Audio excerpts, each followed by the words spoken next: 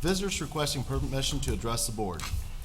Visitors requesting permission to address the board on a specific agenda item should sign in before the meeting starts on the form on the board table. The board requests a discussion time limit of 3 minutes on any specific agenda item, and we ask visitors to make only one appearance per item. We ask those addressing the board to speak from the podium and to state their name and address. Board Policy 0167.3 dictates that personnel issues will not be addressed. Concerns about individual employees of the district should be brought to the superintendent or designee. The meeting site is fully accessible. Any person requiring further accommodation should contact the superintendent at the school corporation's central office. The Board of Trustees respectfully requests those guests and visitors in attendance to be courteous and silence their cell phones. As we do every meeting, we start with prayer. So Mrs. Keith, can you lead us in prayer, please? Sure. Dear Lord, we thank you for the opportunity to gather this evening to do the work of the school corporation. We pray that you would guide our discussions and the decisions that we make, that we do all of that in the best interest of our students and our community. Amen. Call to order. We'll start off with Pledge of Allegiance. Mr. Hurd, please. I pledge allegiance to the flag of the United States of America and to the republic for which it stands, one nation, under God, indivisible, with liberty and justice for all. Okay.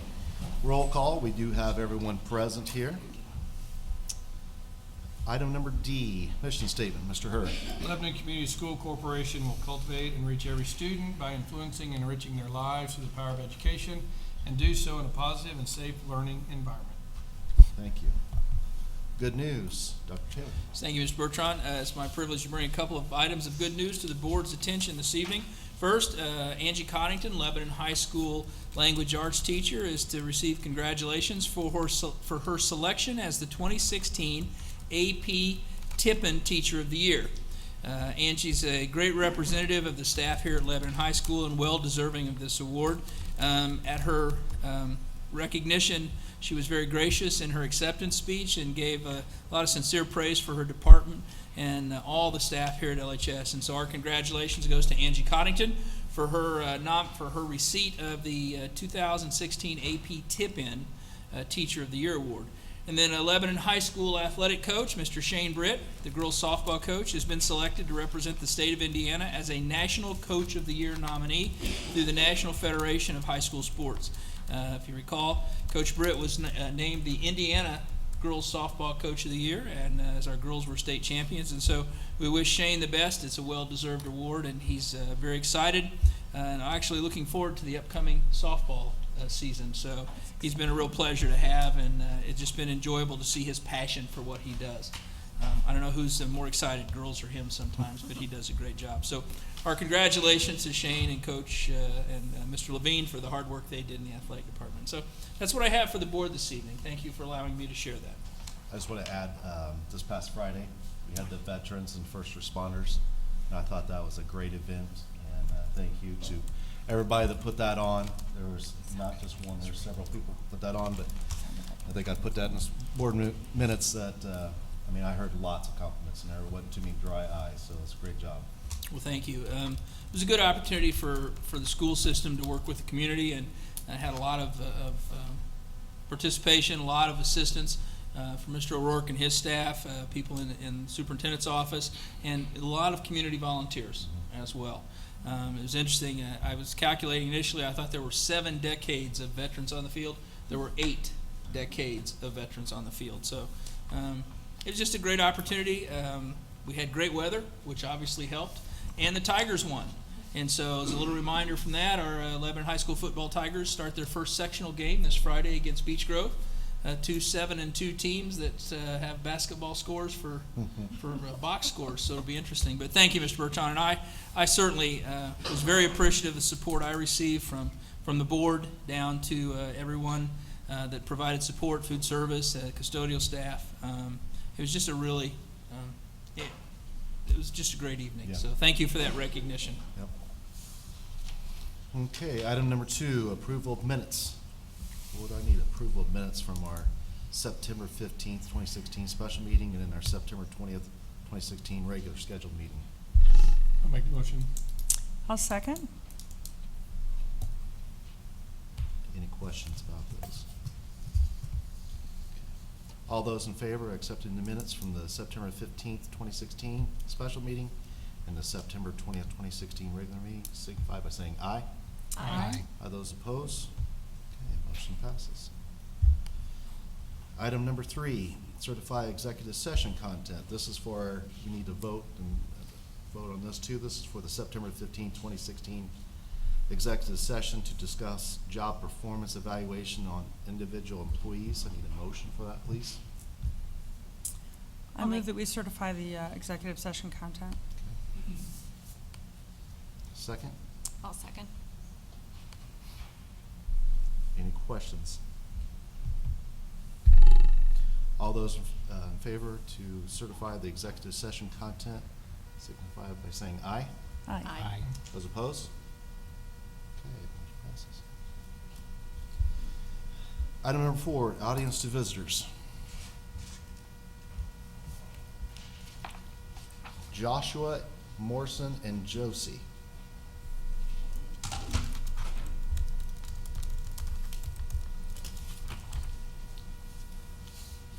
Good evening.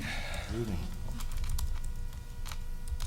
The following was written solely by Josie Morrison, to my right, 6th grade in Lebanon Middle School, regarding her experiences with the school dress standards and how they've been implemented recently at LMS. These comments have not been edited by me or anyone else. She writes, "First of all, thank you for having me here this evening. I'd like to share my dress code story with you, if you'll let me. Let's begin. So I was walking into school, already terrified from my first experience with the dress code, which was on my second day of school. In the split second I set my foot inside the building, a staff member behind me yelled angrily to inform me that I was violating the dress code, when really I was doing anything but violating the dress code. I told her that I had a jacket that was long enough, but she refused to let me try it on. Even though my mom had read the dress code and checked my dress in the morning before school, she said that my dress was fine. The staff member still said that my violation was very clear and that I could be a referral today if she hadn't caught me. I went to the main office, wrote my name on the sheet, and called my mom, sobbing and wanting her to bring me a new shirt. Finally, I got the shirt from my mom. After, I checked my dress with Principal Dunshee, and he said that it was fine. Finally, I was walking to my first period class when the same staff member yelled at me in the hall, saying, "Who told you could wear that?" I told her that it was Principal Dunshee who had approved my dress. The staff member demanded my name. I told her my name and was dismissed. Still, I see boys in the hall with shorts that barely go to their knees and with no pockets. At LMS, this would not be acceptable for girls. I also see boys with pockets on the side of their shorts who are dress coded for no apparent reason. These actions make it seem like nothing is ever good enough for some staff. Recently, I had to visit the nurse's office in order to get cough drops. I was so scared to enter the nurse's office because the staff member who has coded me and my friends repeatedly has an office close by. I feel sad, nervous, and scared every day to enter the school, especially the 7th and 8th grade hallways. I even check my pockets because I am scared of being called out by the same staff member. I would like to see change to the dress code policy so that girls can go to school. Instead of a toxic environment that makes me worry about whether I will be dress coded today, I'd rather think about math, science, language, and social studies. The policy as is implemented now does not allow me to focus on these things.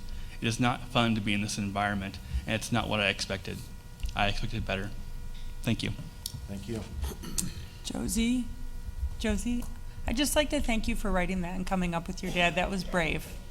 That was brave. Good job. Thank you.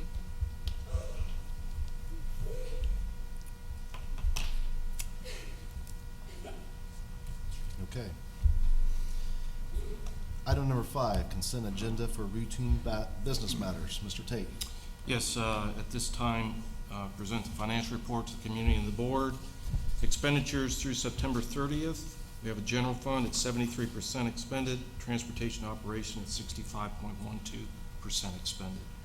At this time, I'd ask for approval of claims 40735 through 41017 and the payrolls dated September 30th and October 14th of 2016. The claims total $1,692,412.77.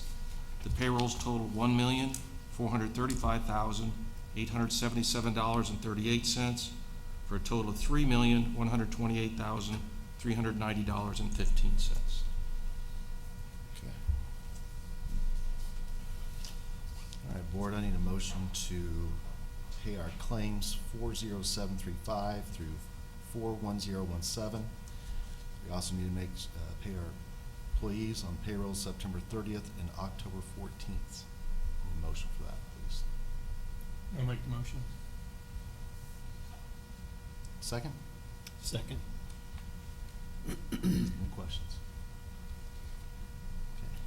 All those in favor of paying our bills and our employees signify by saying aye. Aye. Those opposed? Okay.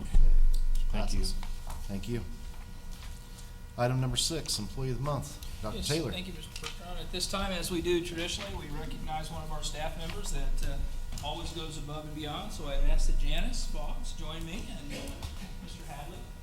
It appears Janice has brought her own cheering section. That's awesome. It's my privilege to recognize Janice Fox this evening. Janice is a member of the Lebanon High School custodial staff, and through her efforts and the efforts of her colleagues, we can see daily the quality of work they do here at the school. And Janice is just typical of the work that she does and her commitment, dedication of her colleagues, her supervisors.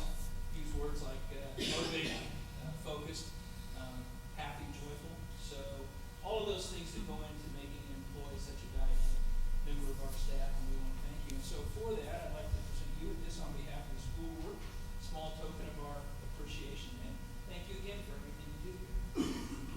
Thank you.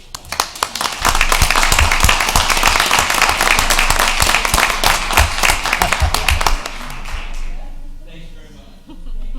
Thank you. You know, this is a monthly board meeting that we have, or agenda item, but it really is so meaningful because there's so many people that, thank you folks, that contribute to every aspect of our schools. Whether it's bus drivers that pick them up in the morning, food service, secretarial, custodial. It takes a lot of folks of our almost 600 employees, and so we really appreciate the opportunity to take a brief moment and recognize those that go above and beyond. So thank you very much for that opportunity. Absolutely. Item number 7, Agenda for Routine Staff Matters. Dr. Taylor. Yes, thank you, Mr. Bertrand. Again, this evening we have staff matters to bring to the board in the areas of classified employees, a ECA or extracurricular activity employees for review and consideration, certified staff, and staff communication. I would ask that the board consider all 4 of those as a consent item. First, we have to bring to the board this evening a number of classified employees working in both food service, custodial services, and 2 instructional aides, one at Stokes and one at the middle school. Those are replacement staff and personnel. Also, sad to report that Ms. Joella Northcutt, who has been the Harney secretary for a number of years, has submitted her resignation, which was effective October 14th. And Ms. Sue Hipple, who was a longtime member of our custodial staff and support team, has submitted her letter of retirement, which was effective October 3rd, so I submit those for the board's review.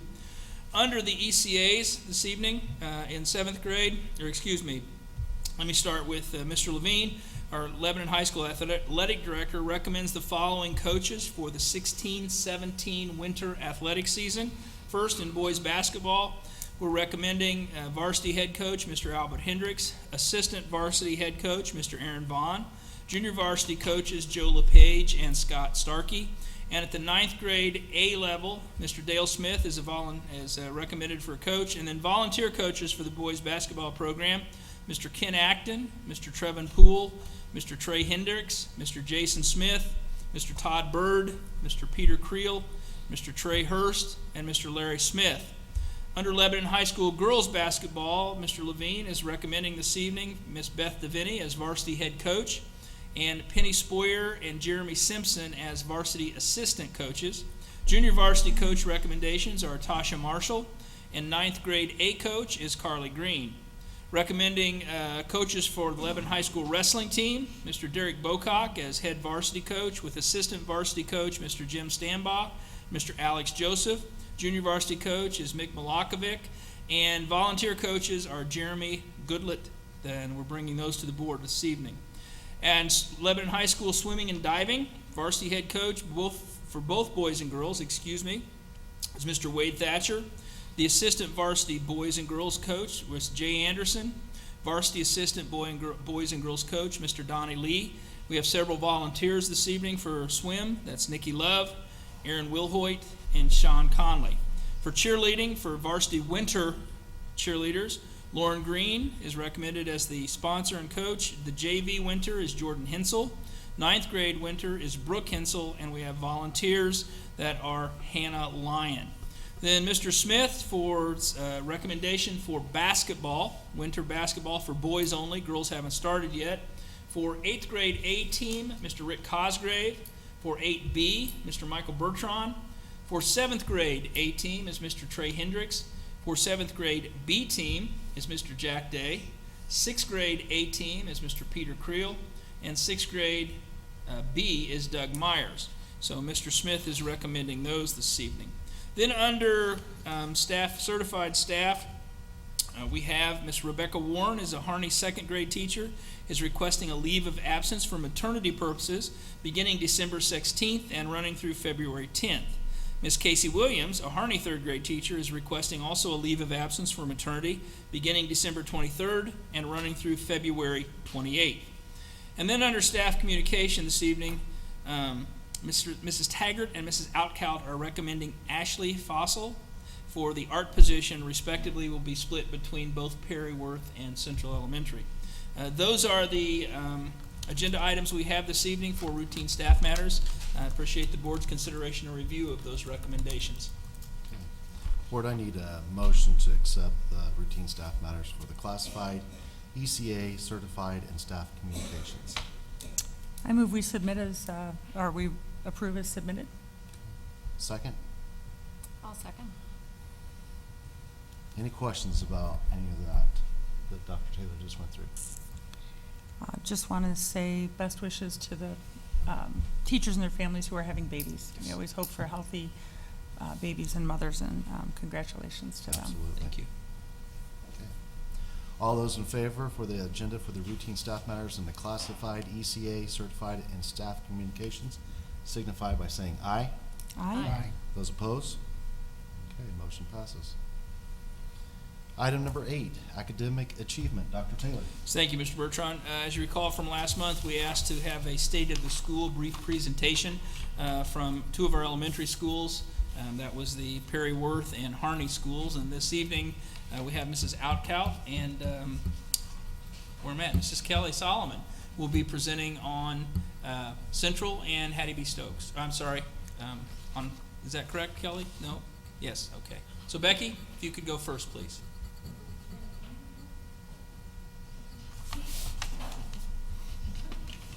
Have a packet, I hope, Yep.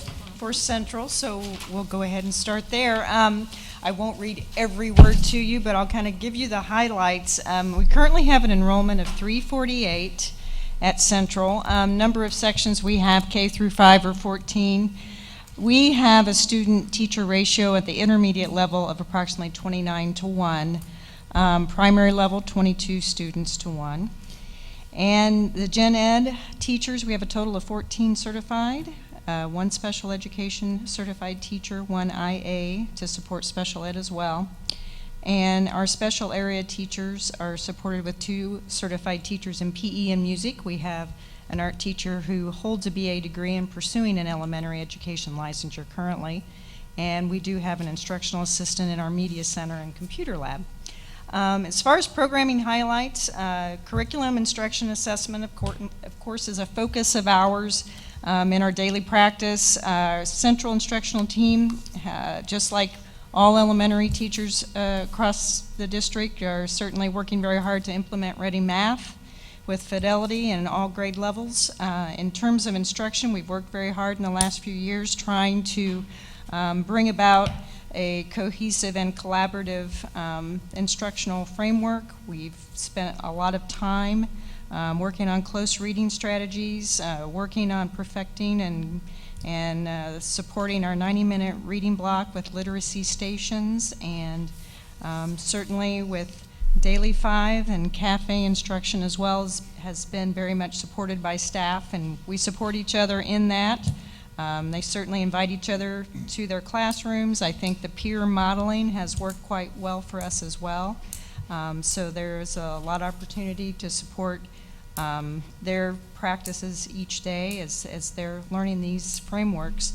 6+1 writing traits has been what we've worked on this fall, and was apparently something that a lot of the teachers really wanted to give more focus to this fall, and we have spent a couple of mornings, and we've also sent, we use a train the trainer kind of practice in our building. We do send teachers to conferences who come back and deliver professional development instruction to their colleagues, and that seems to work well for us.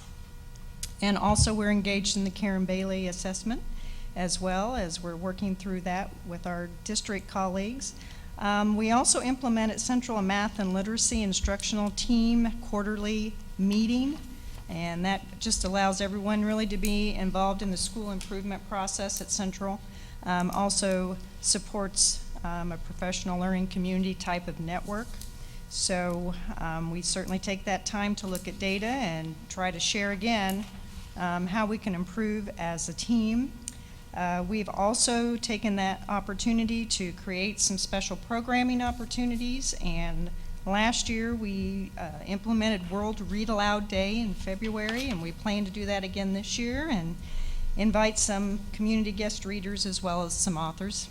And some of you came to visit us last year, so we'll certainly keep you in mind for this year as well. We also have a family at Central who would like to help us recognize and implement a program on computer programming. In the week of December 5th, Hour of Code is an opportunity for students to learn just a little bit about computer programming. So the family, they're both computer programmers, and we are working on a program to have them come and spend just an hour with our 3rd, 4th, and 5th graders. So that's another thing that we're looking forward to. As far as school culture, we have implemented Starbucks. It's a positive behavior intervention support system that's been in place now for 2 years. This is the 3rd year we're using it, and it's very popular with our kids, and it's worked quite well across all grade levels, and it really supports their understanding of citizenship and all that goes into being a good student each and every day. We also are practicing some staff members a little bit more deeper than others with 7 Habits of Highly Effective Kids, and that's worked quite well for us too. And so we're still exploring, maybe expanding that program just a little bit. We are celebrating on Friday our what we call Star Celebration, and it's our academic program for kids. So we do that every quarter, and we've worked a great deal in the last few years on growing and expanding also our extracurricular programming. So I know it's I think it was a year ago that we brought our Spell Bowl team, and we are very proud of the academic competition teams that we've been able to groom in the last year or so. So we're going to continue with that. And we've added what we call the SWAT team. This has been a very creative endeavor by Mrs. Frederick and Ms. Werner this year, students working with apps and technology, and that's been very popular. And we also were awarded a grant for robotics called Tech Point Foundation for Youth. We won that about a month ago. We learned that they're going to provide us with some funding for a robotics club, and that also includes some professional development just to manage the club and being able to compete.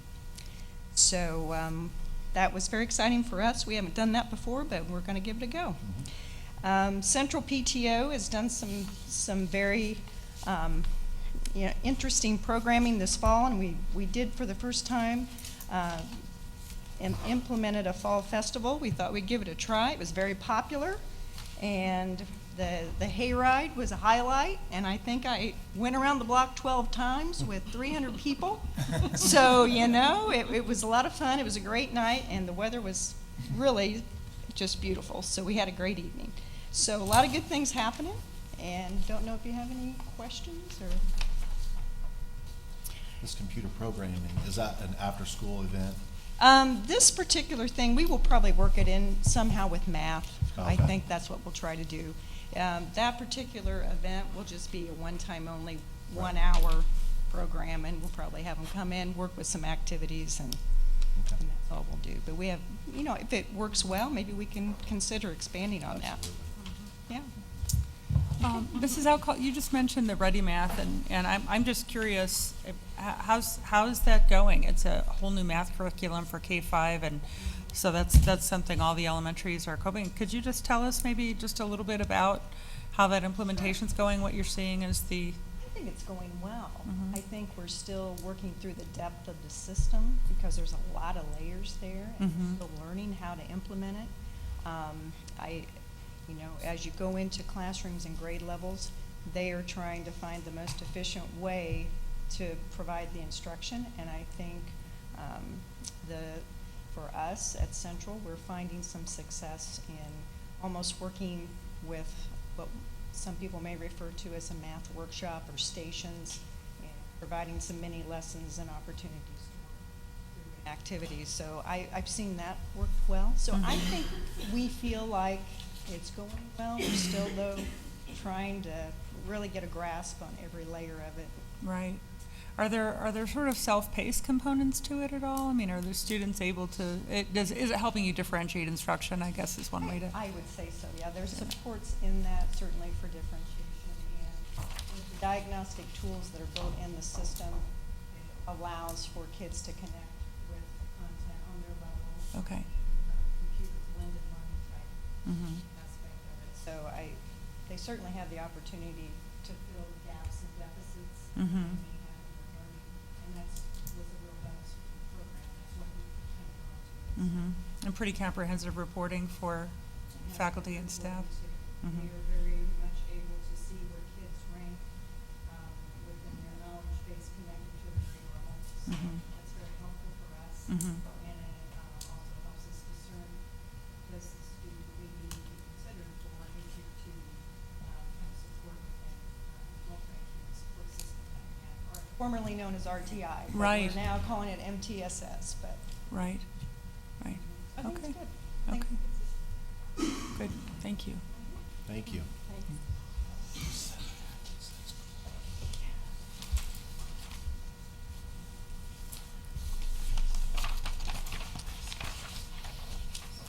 Thank you, Kelly.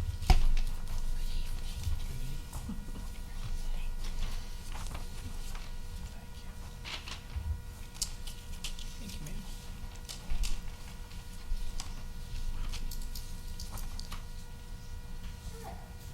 So for Abby Stokes Elementary, thanks for having us here this evening and sharing a little bit about the great things going on at Stokes. First of all, I share with you every staff meeting, well, almost every staff meeting, we start out reciting the vision statement and mission and vision statement for Stokes. We feel that it's very important for all of us, not just school improvement team members, but everyone to know and practice saying that vision and mission statement. Also, you know, utilizing the motto as far as treat people right and do the right thing, that we want to make sure that all of us are sharing that with each other and the kids so that we're verbalizing that and remembering to use that along with our Shamrock Lifelines that go along with our PBIS program. Our student vision, learning is power, so we have the superhero theme, so every Friday, all of us, yes, dress up in some type of fun superhero. I'm usually Wonder Woman, wannabe. But yeah, we all have the Friday fun day for superhero themed dress to go along with our PBIS The goal is for kids to get caught doing good things and earn Shamrock salutes. And then put in a jar and drawn during morning announcements. When they receive 5 Shamrock salutes, then they enter our Superhero Justice League, which is posted in the cafeteria. We have 5 levels of Superhero Justice League, so that's our positive behavioral support system. And then from each level, the more Shamrock salutes they earn, they continue to go up through the levels and earn different prizes, whether it be time with Shamrock or having lunch with the principal. So there's different choices that they can choose from. So that's a little bit about our overall school culture, as well as the positive behavior system that we have in place. A little bit of information there about the enrollment and demographics of our school. We're at 458 today. We do have 15 sections, K through 5, and we house all of the self-contained special education program minus the developmental preschool at Harney. So the district special ed, the life skills, we have 2 sections of those classes. We also have a small classroom, self-contained, for kids that need that support for behavior, as well as another classroom for academic support. Right now we have 33 certified staff members and 23 classified. At the end of the year, we finished up 75% free and reduced. Currently today we are at 28% special ed. And you can see a little bit about the demographics. Of course, our Hispanic continues to increase. Our attendance rate at the end of last year ended at 95.8%. I thought that, sharing a little bit of information about why we do what we do at Stokes would be important to help all of you understand that when we talk about being a Title I school-wide school and what that means, that it's very important for us all day, every day, to teach the whole child. So it's not just about the academics, which is a huge part of it, but it's also about making sure that we're meeting their social, emotional, and developmental needs. And to speak on that, I thought it would be important for you to see some data that we look at as a school and we consider as a school improvement team when we're talking about early intervening services. They're in the middle of, if you look at the current enrollment, and I say this to staff, so I ask them, what do I call it for the presentation? They say, call it what you call it, lifers. They're the lifers. So the Stokes kids that have been at Stokes since kindergarten. I think this is pretty important and profound data here.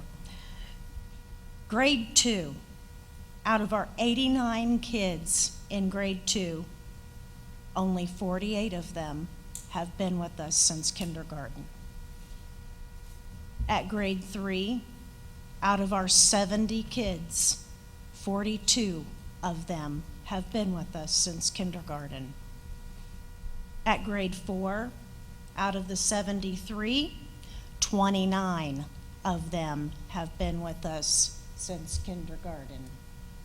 And grade 5, out of the 74 fifth graders, 30 of them have been with us since kindergarten. I think that that is a very profound statement and speaks to our mobility and our transiency. And so what we have to remember day in and day out is that we have kids coming to us with gaps because they've been to 5 or 6 elementary schools. We have kids that are living with aunts and uncles and grandmas and grandpas because their parents are incarcerated or have committed suicide or had a drug overdose.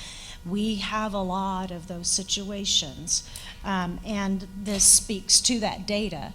And I'm speaking on that because it helps you understand the positive things that we're doing at school to help these kids. We are their safe place, and we're a fabulous place for them to come to every day. And that's why it's important for us to offer all of the programs and celebrations that you see listed there at the bottom of the page. Because if it weren't for some of these things, some of our kids wouldn't have a lot of positives going on in their lives. Mrs. Solomon, thank you very much for this. And may I just ask a couple things? Do we have a sense, first of all, does the 28% special ed percentage, does that include students who are receiving speech services and not services for other? Yes, it does. Yes, it does. Okay.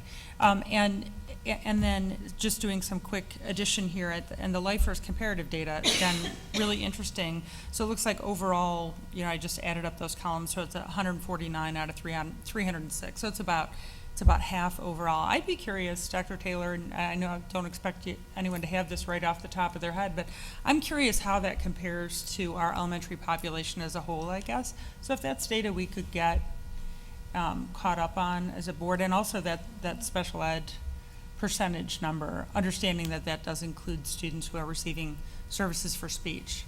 And at Stokes, it's higher because we have all of the We self-contained have self-contained classrooms programs. as well, Yes. indeed. Yeah, Yes. thank you. Going along with that, to help kind of an understanding, again, all of the things that we're doing at Stokes, I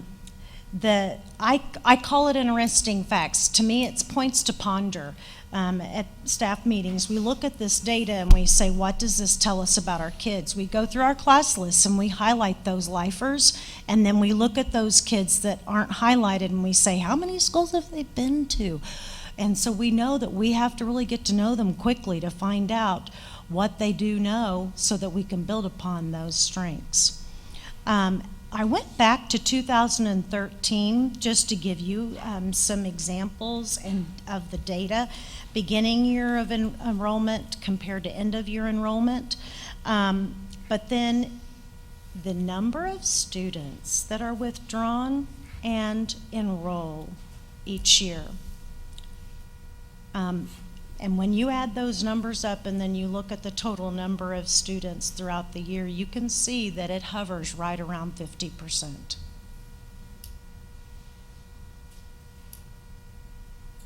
This year, we are already, I was looking at this data today. Of course, Patty Light, our secretary, helps me keep track of all of this on her spreadsheets. And when she told me today that we were already up to 135 this year with entry and withdrawal, I think no wonder all she does is sit at that computer doing data entry, and she can't keep up with it because, every time we turn around we have somebody leaving or somebody coming, and so it's just kind of, that's who we are and that's what she does.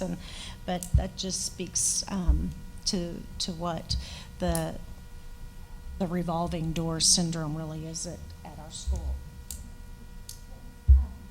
So with that being said, during our school day, in addition to all the things that you heard Becky talk about in regards to the instructional day and what we're doing with Karen Bailey, we do make sure that we protect 30 minutes a day at grade level, where Title I sweep in to the grade level. We have looked and sorted data. We work with the lowest kids that are not already receiving extra support services like special ed, so that we can kind of tier them. I call it like a triage effect. So, you have kids that are getting special ed, but at the same time, then we have the next tier group getting that Title I support. So we do that in addition to all of the instructional blocks. So that's pretty much what we have to share and all that we do. I don't need to read for you all the programs and celebrations. As you can see, quite a list, but we feel like that all of it goes into helping provide the supports that we feel are necessary to meet the needs of all of our kids.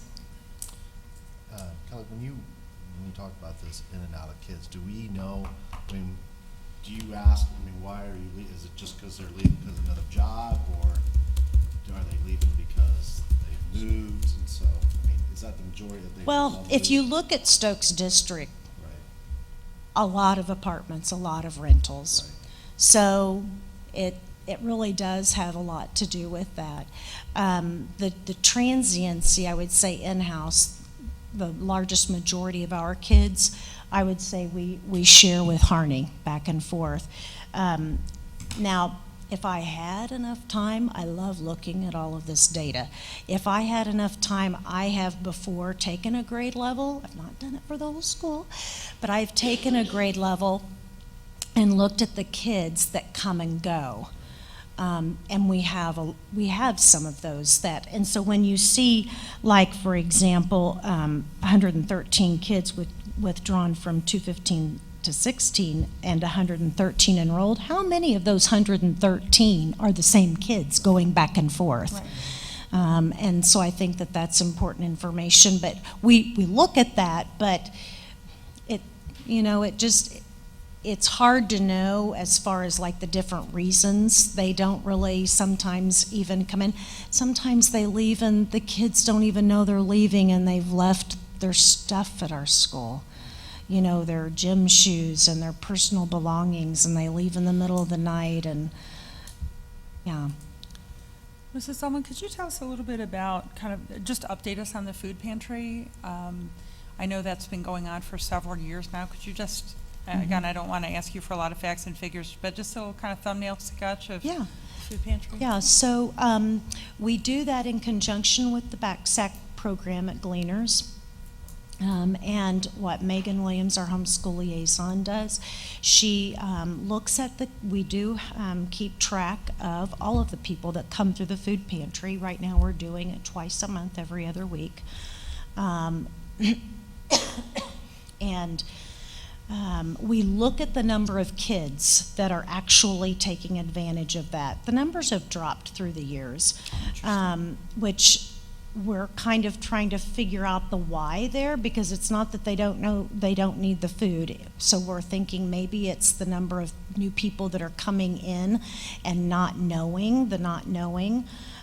We have, try to keep track of the number of people that changed cell phone numbers and emails and trying to communicate it and make sure they're getting that information. When we first started, we were having anywhere from 130 to 150 people every week. Now we're doing it every other week, and we're getting usually 60 to 75 families. What Megan does is look at the families that are coming to the food pantry, and then she specifically looks at those other kids that we know are struggling with food insecurity over the weekend, and those are the kids that we then use the BACSACs for. Okay. How are you set for donations, supplies of food? We've been pretty lucky. We have, since we were the first elementary school to work with Gleaners and opening up a food pantry, they have allowed us to continue on the same budget that we have had since the inception of the program.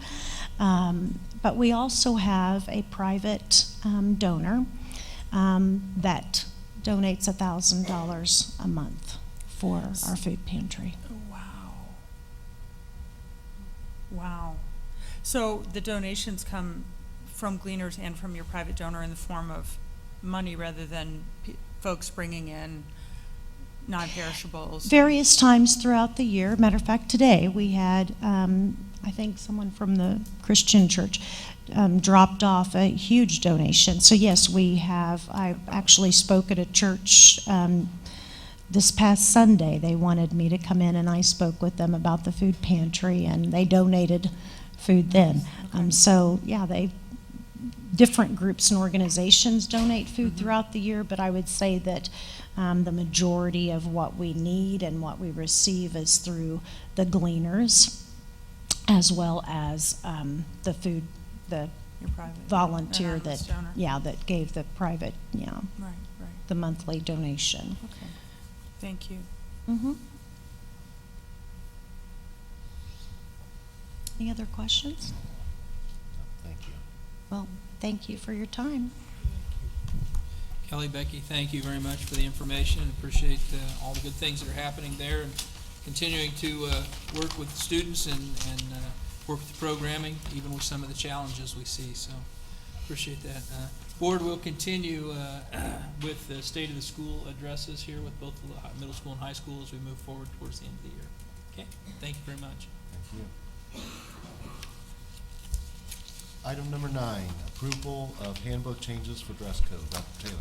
Yes, thank you, Mr. Bertrand. As we've discussed over the last several months, looking at some adjustments to the individual school handbooks and how they address guidelines, general guidelines for dress codes, we've looked at several options.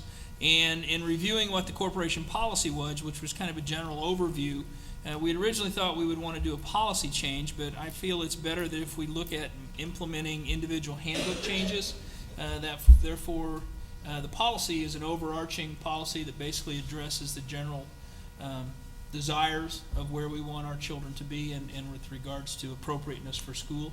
But specifically, we've always traditionally gone to the handbook, and we have done some mid-year handbook changes. If you, just as a bit of history for those in the audience, we always approve handbooks prior to the start of school, but when certain things arise, we also have the leeway to make those changes. So what I'm recommending this evening to the board is a handbook changes that we will implement upon your review and consideration that basically outline the general guidelines as they're there. For example, we'll still continue with no exposed skin or bare midriffs or backs, no exposed undergarments, no articles of clothing can be torn or ripped or shredded, no inappropriate or excessively form-fitting clothing, no attire that could damage school property such as heavy chains or metal decorations. Those types of things are currently there. With regards to no clothing or attire that addresses or promotes tobacco, alcohol, drugs, weapons, inappropriate innuendo, promiscuous behavior, no pajamas or sleepwear. No headgear will still be in there. Where we will look to make a couple of changes is one in the length of both skirts and shorts and pants, and that will change from knee length to mid-thigh as the recommendation. And then with regards to leggings or tight-fitting yoga pants, I think is a general description and fashion changes. But form-fitting attire in general can be worn, but it must be covered by a top that reaches, and again, we'll use the same length as mid-thigh. And so those are the two major changes that we will place into the student handbooks. Pants, again, must be worn at or above the hip bone, and there can be no writing on the seat or bottom of pants. Outside jackets will not be allowed except when it is part of a school uniform or part of a school sponsor organization, such as the FFA or athletic jackets that are worn, cheerleading jackets, those types of things. So we will, that's what I'm submitting for the board's consideration this evening. Depending on when and where and how we move forward, we can then notify the schools, have these changes posted on both websites, and then also a notification through social media. So those are so I'm recommending the board consider those changes to the current handbooks regarding dress code this evening. Okay. Board, I need a motion to approve the handbook changes for the dress code that Dr. Taylor just announced. I'll make that motion. I'll second. Any questions? I don't have a question. I only have like a comment. It seems to me from what I've been hearing, like from, I think he just left, Mr. Moore's, from your letter, it seems to me like there's a big communication gap in the middle school and the high school building. In her letter, she said that somebody in the middle school said, "You're in violation," and then she saw Mr. Dunchie and he said she's fine. So to me, it looks like these changes, but then I think it sounds like there needs to be some better clarification in each building with the principal and the teachers, so everybody's on the same page, because it doesn't sound like to me that everybody is. So I think that I'm for these changes, but to me, it seems like there is communication, not proper communication. I agree. It's that sounds like a consistency issue that's putting the student in a bad position. Has nothing to do with the length I've been back and forth on it, and I'm struggling a little bit now to understand how we define mid-thigh. Currently, it's knee length, right? That's correct. And if we can't get knee length, if we can't be consistent on that, I'm not sure how we're gonna be consistent on mid-thigh. Yeah, and I just want to say for the folks who are listening and have been paying attention, we really talked about different options here. So fingertip was one thing that we considered, but we actually, and again, as many people know, I raised 3 daughters through the school corporation, so I've been all over the skirt length issue for a long time. But we actually, I think for many students, mid-thigh is actually a little bit longer than fingertip length. If you stand, and people have different length arms and all of that too. So we thought it was something that was a little bit more easy to apply over students of different grade levels and different heights and body shapes. So that's why mid-thigh came up. But I do think the consistency is a big one, and that's just, I trust our staff and building administrators. I know it's hard. It's just a hard thing to do day by day. And I also think it's important, I hope that staff, if they see a student with a dress code violation, that they will approach the student and pull them aside and speak to them or send them some kind of written notice, and frankly not call them out in public any more than I would want to see a teacher handing back tests calling out the grades as they hand them back. Honestly, I mean, to me, that's something that I really hope to see our staff do more consistently. And I know it's hard. Staff have a lot of information coming at them. They're making a lot of decisions, and we trust them a great deal. But I think I would like to see a little bit more sensitivity to some of these issues as far as how we approach students who have dress code violations. So. I agree with that. Maybe some of Michelle's suggestions would be good. I'm struggling to understand how mid-thigh is going to be enforced, and that seems a lot more subjective than knee length. So I was challenged, Google that. Google mid-thigh, the images, and see what you find. It's all over the map. Well, no doubt, without a definitive set, knee length is very definitive. Fingertip becomes more difficult because different body shapes, different arm lengths, different postures, raised shoulders, lower shoulders. We've gone through it all. In my time, I've seen everything. And so as we discussed and reviewed, it was just the general consensus that mid-thigh gave a general target area. Now, it'll still be subjective, and if it's inappropriate, if it's extremely short, that'll be reviewed and called down. The consistency on a subjective determination compounds the issue even more. But in an attempt to provide a little more leeway in request to what we seem to have as concern, I think this is the compromise we have. Dress code issues are always issues that surface. We will always have situations and scenarios that will be some pushing a limit, some challenging, but there's no question that a mid-thigh determination puts both administrators and teachers in a much more difficult position and leaves it much more open for interpretation. We've had situations where older students have come, the skirts and shorts have been in excess of what we consider to be appropriate, and by the time they've been sent to the office, they've made the adjustments in their own wardrobe to where it's appropriate.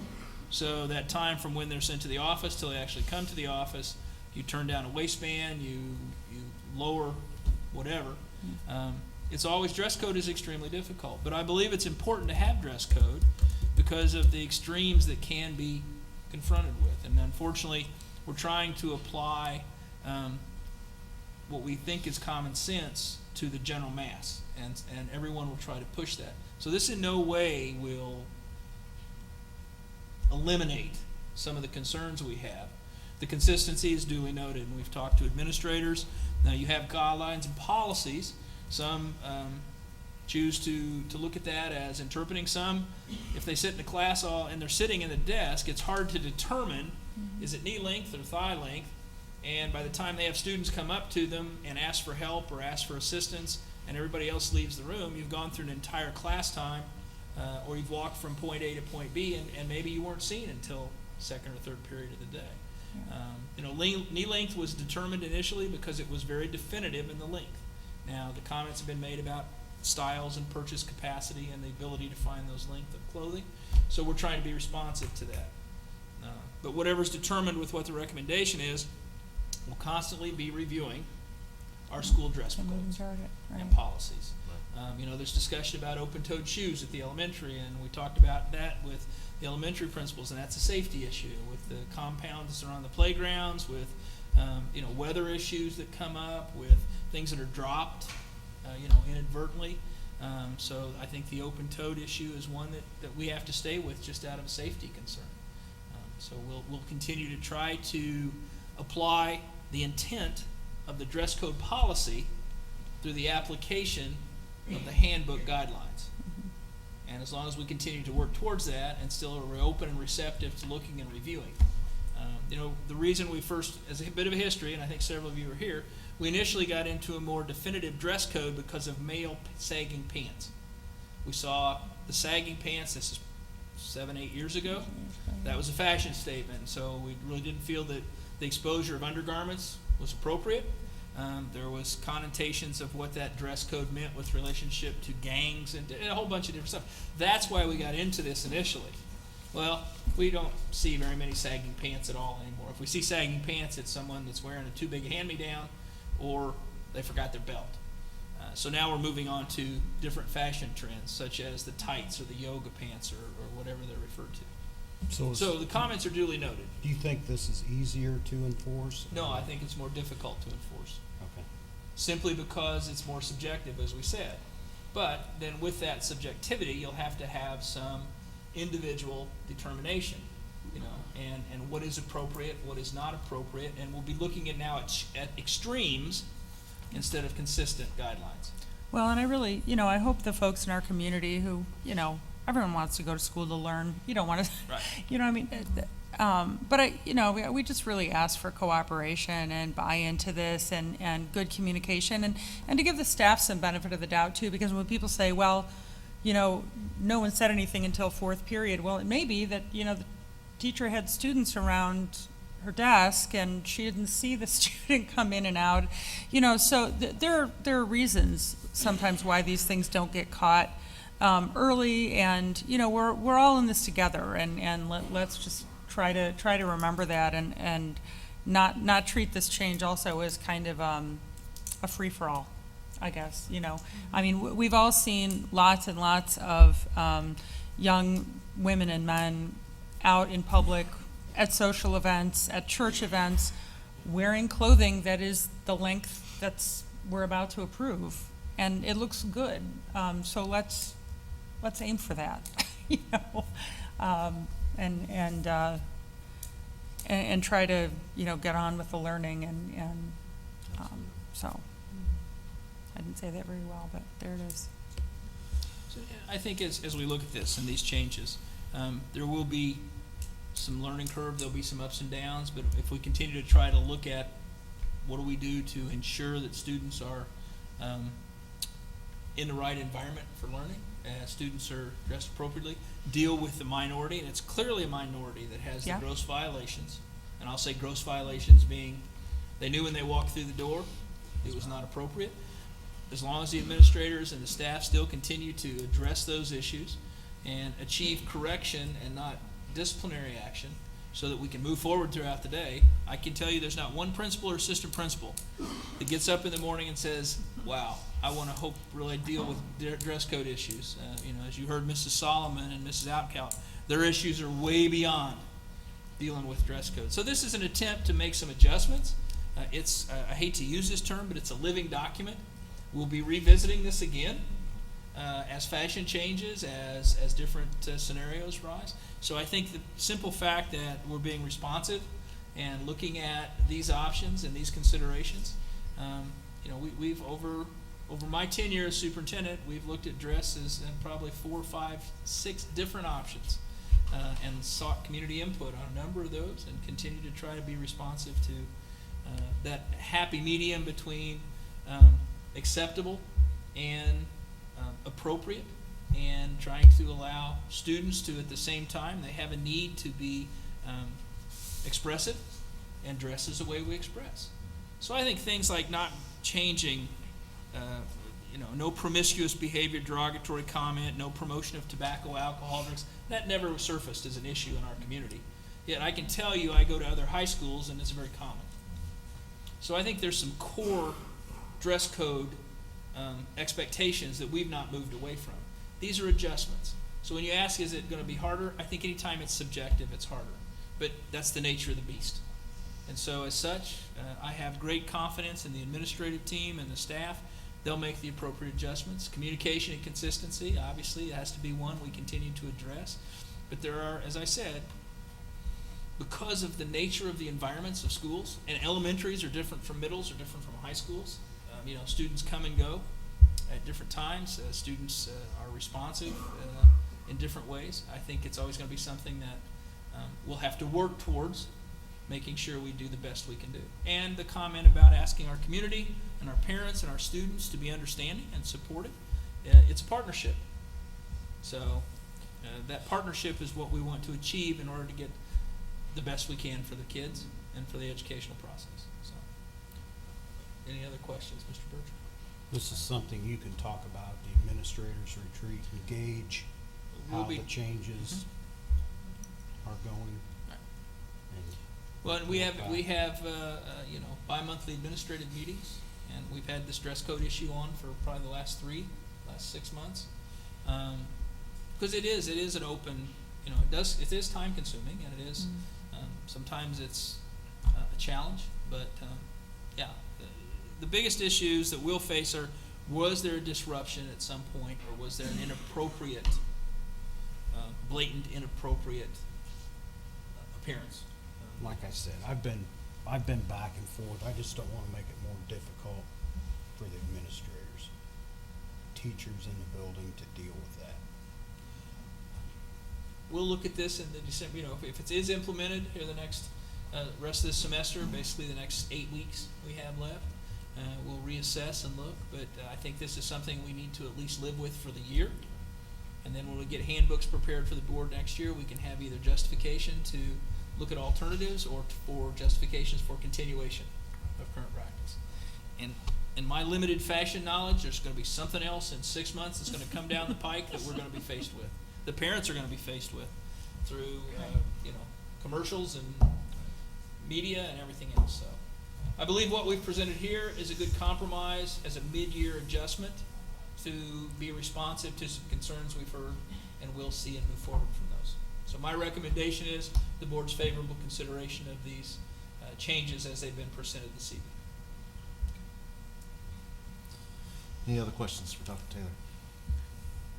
Okay, I've got a motion, a second. All those in favor of the approval of the handbook changes for dress code signify by saying aye. Aye. Those opposed? Okay, the motion passes. Thank you. We'll start the process of notification and inclusion of this in the handbook updates. Okay, thank you. Item number 10, request approval of Mr. Tate. Yes, bring to the board the next step in our preparing the budget for 2017. We've had a work session, we've advertised, we had a public hearing, so now at this time, asking formal approval from the school board for approval of the 3-year capital projects plan for the years 2017, 18, and 19, 12-year bus replacement plan for the years 2017 through 2028, the 2017 school budgets for the general fund, the debt service fund, the capital projects fund, transportation operation fund, bus replacement fund, pension severance debt fund, rainy day fund, and the referendum debt capital fund. Request board approval of those at this time. Okay. Board, I need a motion to accept the approval for the items that Mr. Tate just mentioned. Make the motion. Second? Second. Any questions for Mr. Tate on those items? So, Mr. Tate, forgive me, this is the DLGF approved. Yes. They got back to us this early? No, they've not approved it. Okay, It's been advertised. It's been Advertised. posted with DLGF. okay, I need formal board approval. Gotcha. And then you'll Okay. have to sign a resolution tonight. yeah, this is, And then that's posted and submitted, and then the Posted and DLGF. right, I once was they gonna get the say, assessed value of it. don't tell me they're working this far ahead. No, that would My- be nice. My head but, will explode. It'd be nice if I get it in December before we start spending in January. Right, exactly. Okay, beg your pardon. No, thank you. Any other questions for Mr. Tate? Okay. If not, all those in favor for the approval of the three-year capital projects plan through 2017 through 2019, 12-year bus replacement plan, 2017 through 2028, the 2017 school budgets for general fund, debt service fund, capital projects fund, transportation fund, bus replacement fund, pension and severance debt fund, rainy day fund, and referendum debt fund. Signify by saying aye. Aye. Those opposed? All right, motion passes. Thank you. Thank you. Okay, item number 11, request approval of tax neutrality resolution. Yes, the pension severance bond, when it was issued, requires that whatever that levy is becomes tax neutral with another fund. Right. So I'm recommending to the board tonight that the maximum levy for the capital projects fund for the year 2017 be reduced by the amount of the levy for the severance pension debt fund.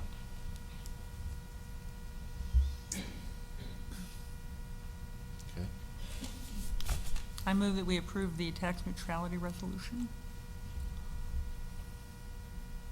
second? I'll second. Any other questions for Mr. Tate? All those in favor of the tax neutrality resolution signify by saying aye. Aye. Those opposed? Okay, motion passes. Thank you. Item number 12, request approval to advertise for RFQP for solar project and energy savings contract. Yes, Mr. Tate. the RFQ is request for qualifications. Dr. Taylor and I, in coordination with Don and Jim Whaling, have worked with a couple of firms gathering information on solar farms. And those are done under an energy savings project. By law, it can be implemented that way. So at this time, I'm asking the board for permission so I can advertise, so firms can present their qualifications to us, so we can narrow it down to a couple firms to work with on getting actual formal proposals. So I'm asking board approval for that advertisement today. Okay. Board, I need approval to advertise for the RFQ solar project. I'll make that motion. I'll second. Any questions for Mr. Tate? Mr. Bertrand, if I may, as the Sure. board may recall, we've discussed placing solar panels on some existing farmland. These panels would be, the RFQ would look at them providing renewable energy to the middle school, the high school, and the superintendent's office. We're also investigating the possibility to our athletic fields, but that would require some battery. I know some of you have had conversation with other school corporations around us. We are looking at this as an opportunity to stabilize our utility expenses.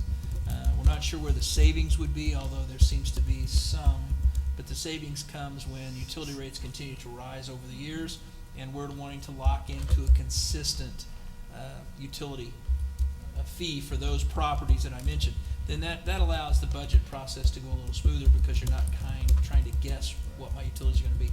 Also, as we look at this as a energy savings contract, that also is significant in the fact that that allows us some opportunity with the funding of this through the different funds we have. Ultimately, we would hope that we would be able to free up maybe some either capital project monies or to offset some of the utility costs, and this would allow us to expand in capital projects. Some unfunded projects that we have on board over the next, as you've seen, the CPF is 3 years. The request for quote, I guess, is Qualification. qualification. It's a new one for us.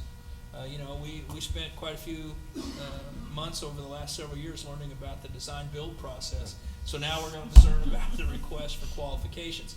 There appear to be 2 companies in central Indiana that have expertise in installation as well as the understanding of the finances. So once we have this posted, Charles will post this out, then this will be another process. We'll come to the board with some recommendations for consideration.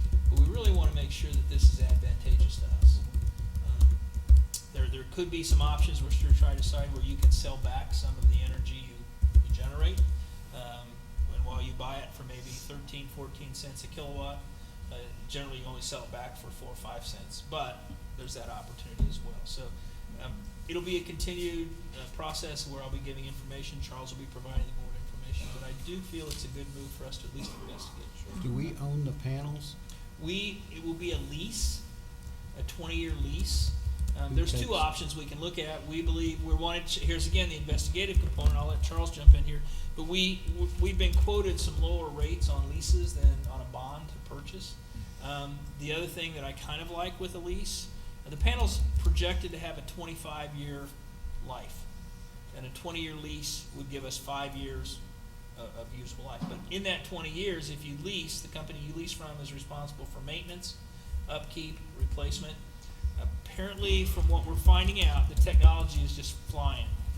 My image of solar panels is on somebody's house. They had 4 or 5 panels on the roof and it kind of heated the water.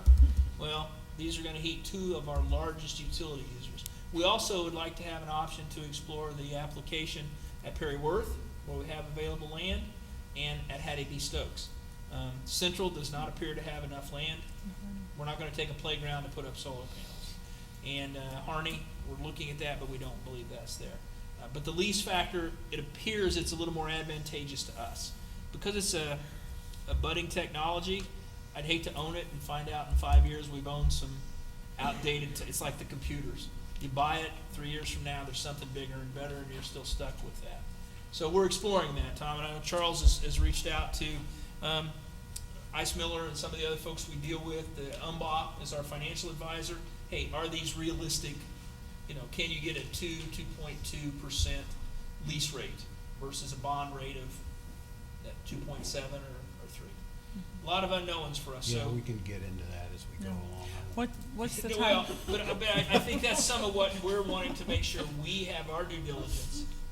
Now Sheridan is a corporation just north of us, much smaller, and North Putnam. Actually, Charles has actually gone out to visit the North Putnam schools. Both of those school systems seem to be extremely happy with their initial How many results. years into it are they? Do you know? Less than a year. Yeah. I think Sheridan just went online at the start of the school year. Mr. Herr, I think you've had some conversation. I talked to a board member out there and they just came on. He claims that for Sheridan, that it was a very good move. And I don't know, the size of school, Sheridan versus Lebanon or. Much smaller. They're much But smaller but schools. enrollment really wouldn't. Well, facility-wise too, I don't know. And you have to look at the proximity of the buildings.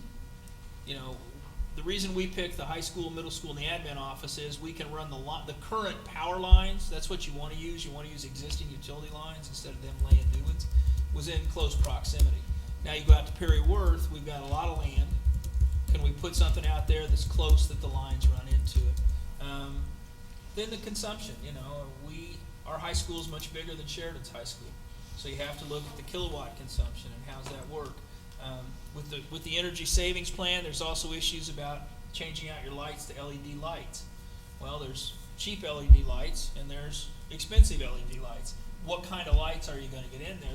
There's no question there's a savings in the utility or the energy you use one light bulb versus another. LED lights in your large arenas as well. So we're kind of looking at it from that total perspective. We don't really want to get into something that's going to manage our HVAC system because we've really spent a lot of money there with HVAC. So In the last couple of months, I think we've learned a lot, but we've also learned a lot of questions that we have. So the objective here is to narrow down companies based upon their qualifications and then only work with them. So that's the goal with this at this time. And so the timeline would be over the next few months? I mean, Yep. this isn't something that's gonna be decided at the November No. meeting, we're really. Yeah, hopefully we'll have an we're in- update. Right, But, you know, there's we're a in process. fact-finding. Our Right. target would be, if it seems to be feasible, and we do our due diligence, and we're comfortable, Charles is comfortable with finances, and Don's comfortable with the basic, quality materials. I'm comfortable with coming to you and saying, hey, we wanna move towards this, we'd like to see us start the next school year, August, using the renewable energy. But we've got questions about battery life, and how big of a battery, and. It's possible as we get into this that it may not come out to be an energy savings, and then we'll just stop. We'll just say it's not gonna be energy savings, it's not gonna be something we wanna look at in the next year or two. So we're gathering information, we wanna get some quality teams to work with, and so we're focused, is what the purpose of this is at this time.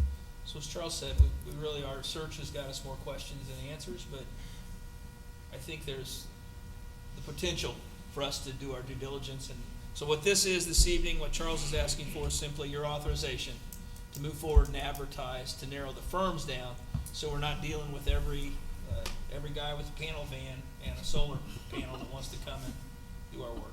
Okay? Any other questions? Thank you, they're all good questions. And I want to compliment Mr. Herr on his due diligence. He actually reached out, and you know, we hadn't talked to board members there, but we appreciate that as well. Sure, that guy at Share, he said they did it for, money reasons, to control the, And see, so there's, that was there's, why they looked into it. one of the big things that we have to look at is net metering, and depends on, you know, who your energy provider is and how they'll do that with you.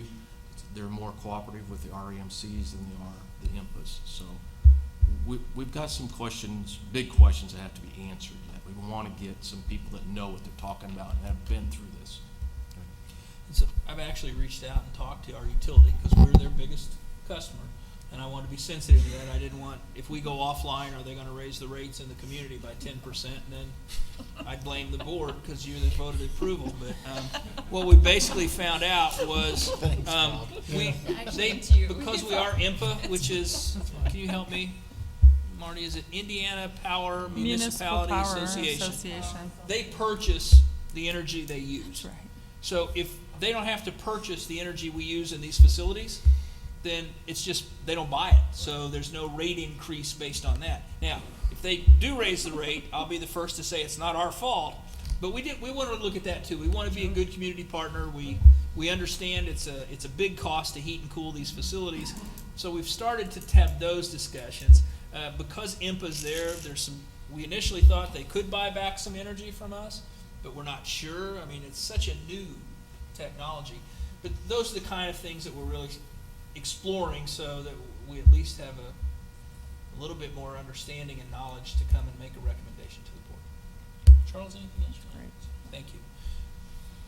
Okay, board, I've got a motion, a second. All those in favor to let Charles advertise for the solar project and energy savings contract, signify by saying aye. Aye. Those opposed? Okay, Thank you. thank you. Item number 13, request approval for farm agreement. Mr. Tate. It's in your background notes. I bring this to you annually. This is the farm rental agreement with Will Hoyt Grain on the approximately 60 acres.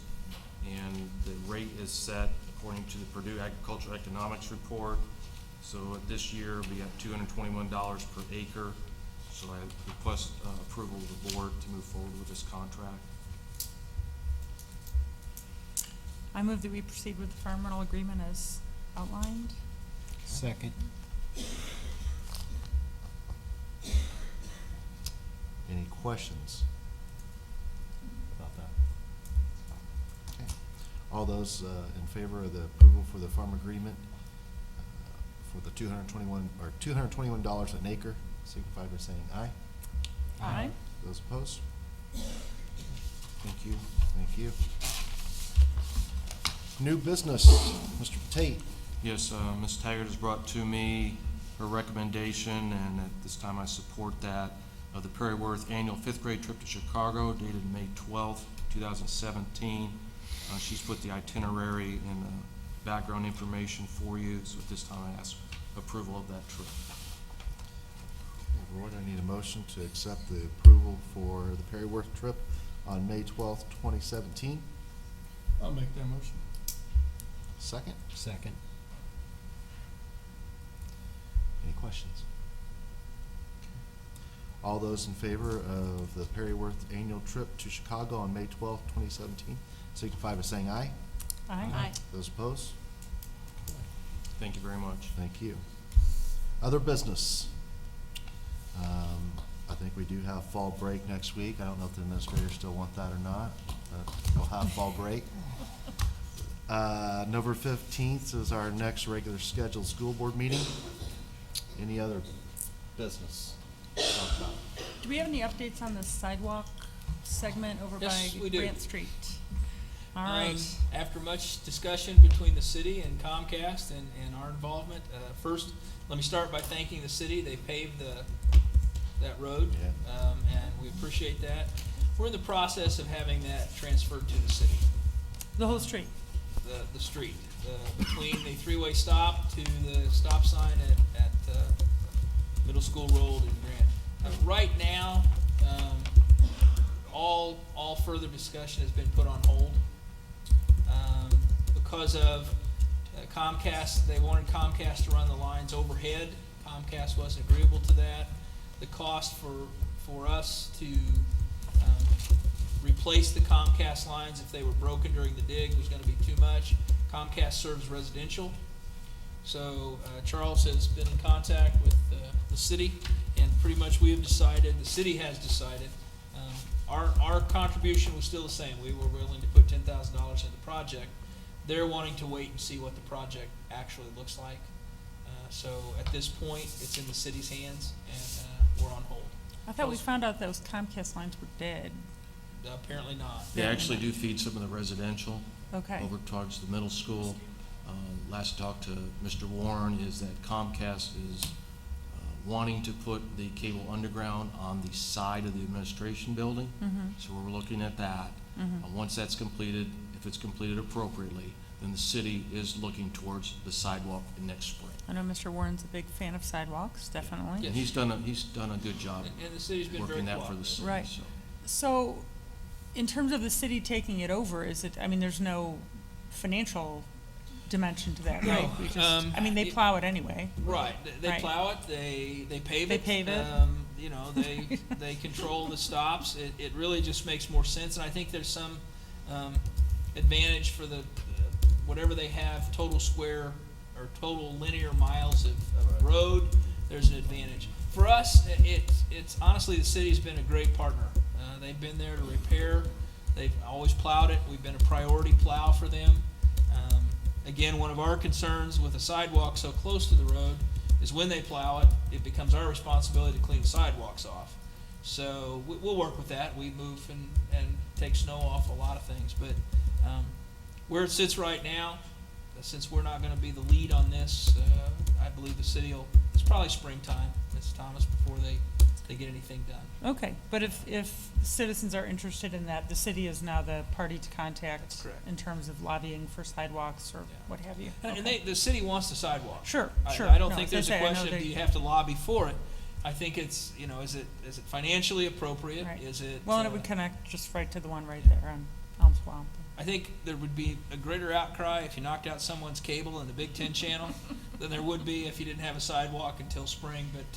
But again, let me say publicly, the city has done a great job. And specifically Derek Warren has worked real well with Charles, and Don has been there.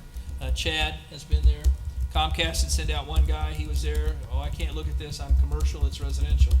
Send out another guy, well, that's residential, but I think you need to talk to commercial guys, so. How did it get installed there if there's no easement? Yeah, that was a good question that Derek asked. We did not give them permission, they did not ask for permission, somehow it got installed, and so that was part of the confrontation that Derek was working out with Comcast, so that now if the city takes over the street, then they have to get an easement from the city to do that, but they should have had formal permission from the school, because it was our property, and there's no documentation of that. Well, the only documentation we have, the name was hard to read, the last two letters were RR. We really couldn't figure out who approved that, but I don't know, so. Yeah, that's fine. I really, having the city take it over, we're both in agreement that would be a very positive thing. And I think without question, there'll be a sidewalk there. It's the time. You know, they were ready to move. I thought we'd be able to announce a sidewalk at this meeting. And best laid plan. No good deed goes unpunished sometimes, so. We'll continue to move forward and make sure that we provide all the assistance we can. Thank you. Thank you. I got one. Yes, sir. I was talking to a friend of mine that was at the Lebanon Western Boone game and was on the visitor side. And I've never been over there, but he told me about 2 people that were in wheelchairs that had to get over there, and there's no path, no sidewalk or anything, and he said it was a real chore for those people to get over there. And I was just wondering if there's a way we could, you know, put something down so it'd be easier for the visiting opponent to, you know, that are handicapped. He said it was, In the past, they usually will ask permission and we can let them roll out on the track, so maybe he didn't know that was a possibility. yeah, must not, because he said they went around the fence and it was a chore for Yeah, them to it get would in be. and out. And I said, oh, I'll ask. And well, we had a great attendance. We were 6 deep around the fence. The stands were full. You know, we are looking into some possible ADA adjustments and some seating adjustments on the football field, so we'll take that into consideration. But yeah, it was unusual because we have several handicapped individuals that sit in the track inside the fence, and there's some fence Saturday morning quarterbacks that love to sit there in the fence. But yeah, I don't get over there a lot, so I'm sure that it was pretty accurate. But we're thinking, is Phil here? Michael, did you give I'm going to estimate between 300 and 3,500 were in attendance at the game. Maybe as high as 4. So it's just, yeah. So we'll take a look at that and include that. Thank you for sharing that. Anything else? All right, this meeting is adjourned. Thank you.